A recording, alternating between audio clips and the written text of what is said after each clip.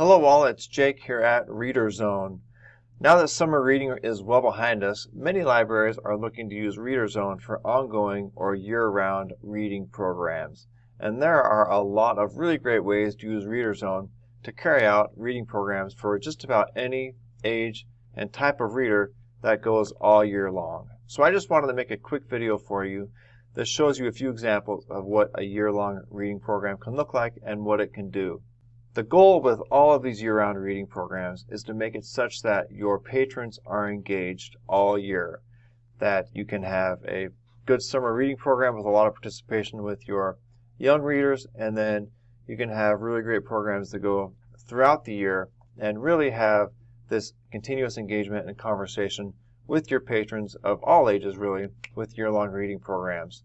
So with that, we're going to go to the Reader Zone dashboard here that's behind this video image, and we're going to look at a few examples of year-round reading programs and how you can use them to keep your readers engaged all year long. So let me switch the screen here and let's take a look. So here we are at the Reader Zone dashboard, and the first thing I'm going to look at is a 1,000 Books Before Kindergarten program. And we know that most public libraries carry out a 1,000 Books Before Kindergarten program, and they really are fantastic ways of getting young readers engaged and building a quality reading habit before kindergarten begins.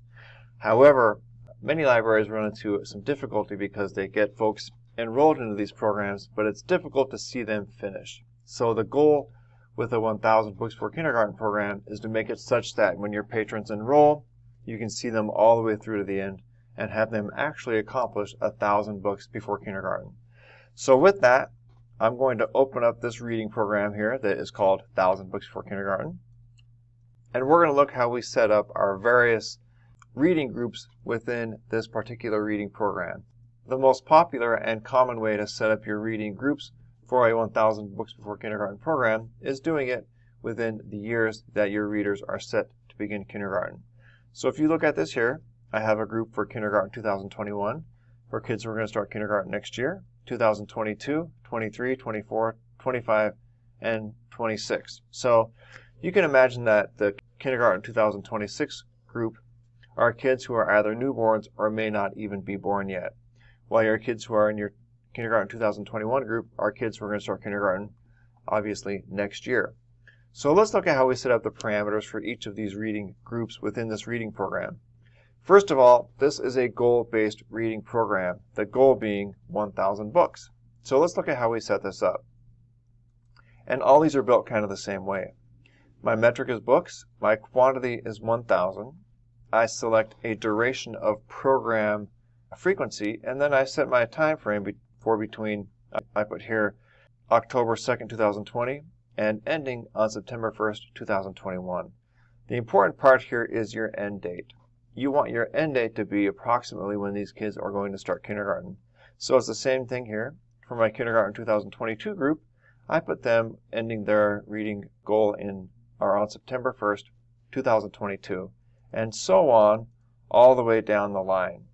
This makes it such that regardless of when a child joins your 1,000 Books for Kindergarten program, their goal is to read 1,000 books. They can do it when they're a newborn down here at kindergarten 2026, or if they're starting kindergarten in 6 months in 2021, and they just want to make sure they're going to log everything that they have read in the past, they can join that group.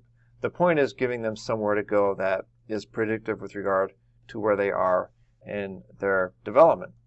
Let me show you a couple other items here that have turned out to be really quality ways to increase engagement with your 1,000 Books for Kindergarten program.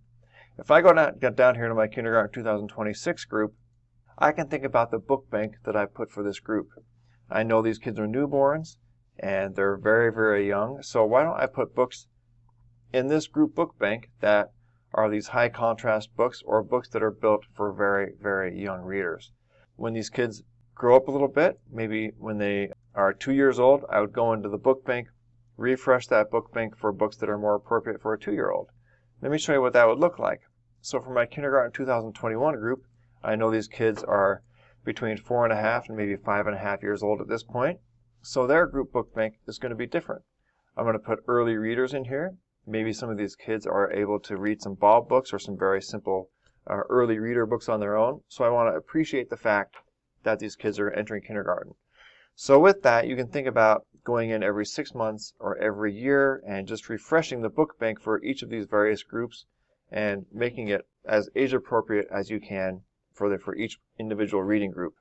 We've had libraries that will also go and they will take the books out of the stacks for each individual reading group, and they'll put in a special place in the library a range of books called Kindergarten 2024. And they'll put all the books from the book bank in that area, and so families, when they come to the library, they can go to that area and they can see the books on the shelves that matches the books in their book bank.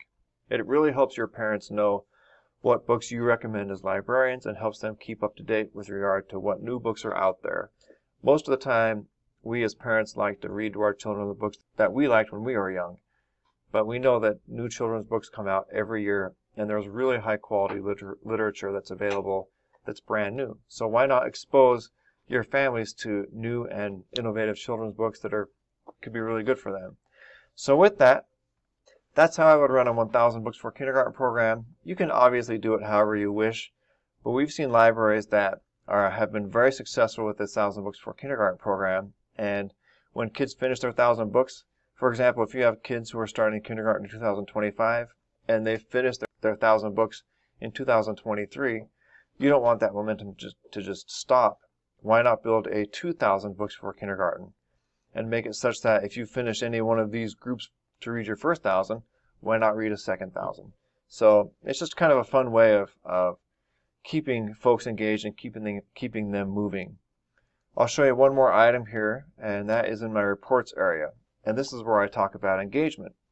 Many times we will hand a paper to a patron and say, congratulations, you're in this 1,000 books for kindergarten program. Go to, have at it, and we'll see you later on. And what happens if that enthusiasm is lost and that family doesn't log reading for 2 months or 3 months or whatever?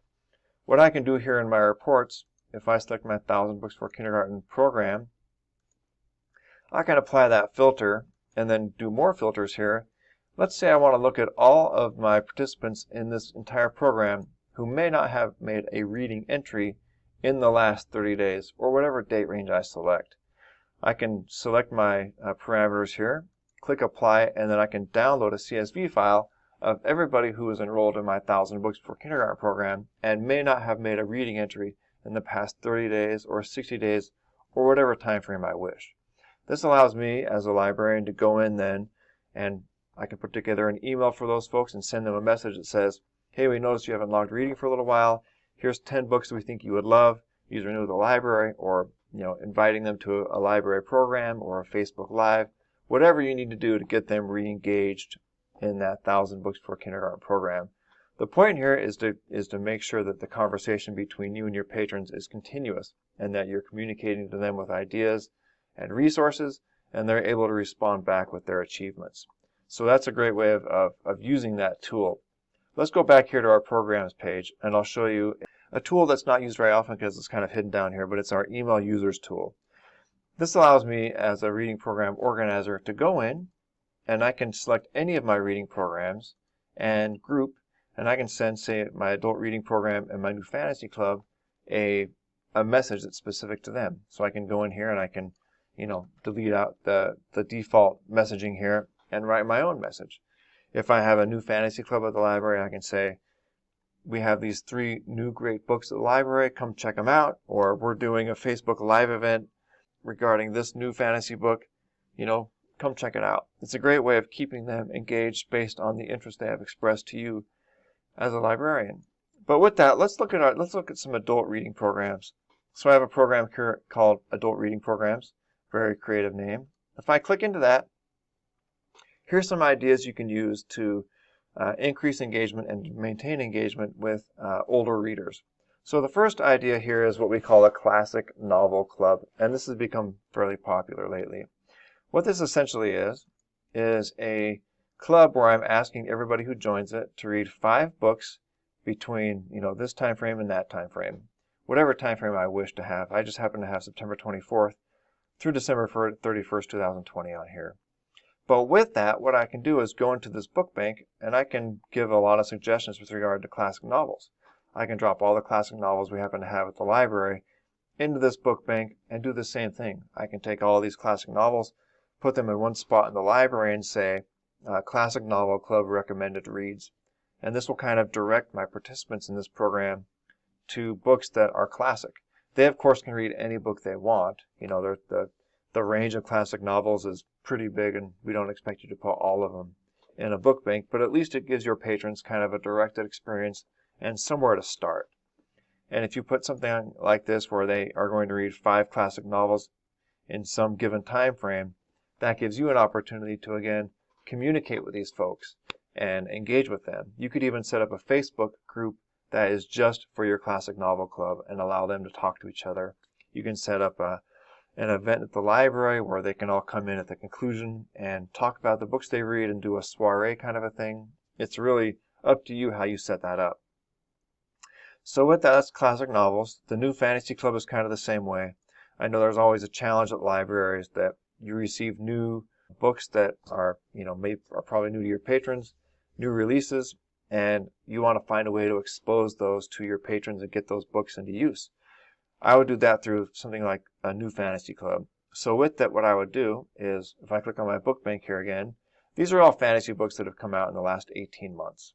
And so when I receive a new fantasy book in my collection, I would put it in the book bank and then, expose that to the participants in the New Fantasy Club.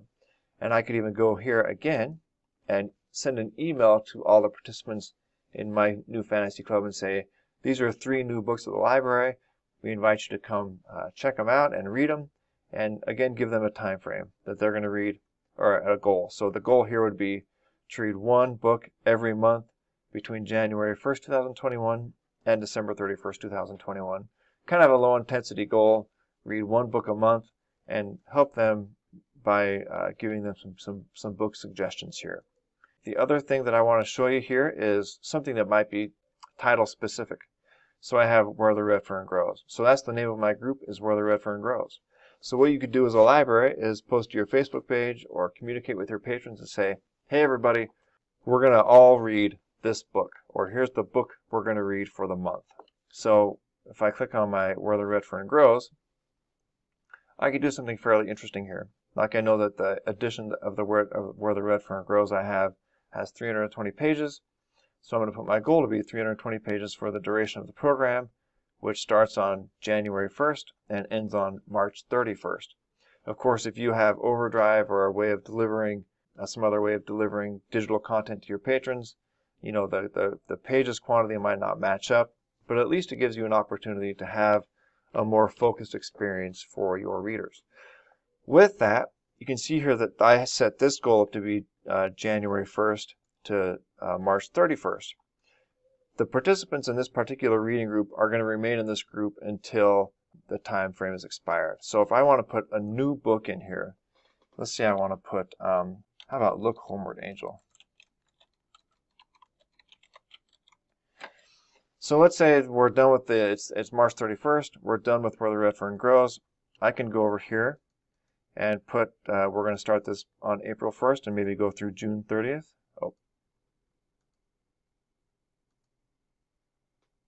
So now I've changed this group from being Where the Red Fern Grows to Look Homeward, Angel. If I save this, what will happen on my patrons' end is when they open up their app, they're going to see that the book that is assigned for this 3-month period is different, because the book group for Where the Red Fern Grows is expired, that time is done, and now here's the new book. So this way you can keep your patrons engaged just by giving them a new book to read every so often at whatever interval you would like. And we always suggest making it such that it's a time frame that is fairly short, so it keeps moving.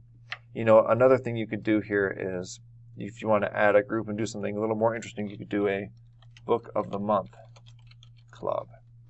So with that, I'm going to have a book here. We'll select Next. We'll just have 1 book to read every month as the goal. We'll click Next here. We'll start this on maybe October 1st, and we're going to end it on October 31st. We'll click Next. We can ask questions if we want, or I can skip this. But let's say the first book of the month we have to read is The Unteachables. This is a new book from the author Gordon Korman. So it's a YA book, but we can have it work this way. So with that, we'll have our readers read this once. We'll click Finish here, and now I have my Book of the Month Club. And with that, this group can always be active. What I would do is when October 31st is passed, I would go to November 1st for my start date, November 30th for my end date, go to the book bank, remove this book, and then put a new book in there for my next month. This way your readers, every time they log into this app, if it's been a month, they'll see that, oh, that's the new book of the month. I better start reading it. And you can give them tools on how to check out that book, either electronically or from the library. But it's a way, again, of keeping them engaged. So these are just some ideas for you. We'd love to have a conversation with you with regard to how we can best help you run really great year-round programs. If you have ideas for what you're doing at your library, please let us know. We'd love to share those with other reading program organizers. So with that, I'm going to close the video. Wish you happy reading, and please, again, circle back to us with any questions or concerns. Thank you.